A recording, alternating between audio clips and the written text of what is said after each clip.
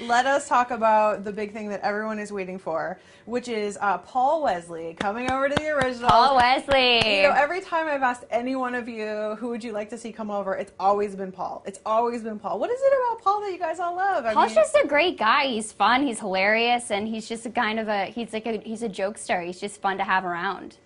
Tell us a little bit about what he gets to do. Obviously, the previews, the trailer, he's sitting there with Joseph's character at a bar. I don't know, who does he get to interact with? He interacts with pretty much everyone.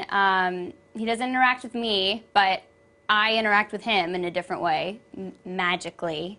So I think he's interacting with everyone. They're all trying to stop the spell from happening, or they're trying to make it happen. So it's kind of like two sides that are all trying to, that all have their certain thing that they have to get done, but not everyone wants it to happen. What was it like having Paul on set? I mean, you guys, you know, not everyone out there understands that your sets are actually not next door to each other. They're actually not, really no. far away. You have to Yeah. get in the car and drive. But so having, you know, new blood on the set, but, you know, he's part of the Vampire Diaries. It's been around longer. What was it like having him around? It was fun. I think Paul, like I said, he's such a fun energy, and that's why everyone really was excited to have him on board. And yeah, I think it was so easy to work with Paul, and I think it's because we've all been around each other for so long, and so it was really, really nice. So there's some Cami Davina scenes coming up. Tell us a little bit about them.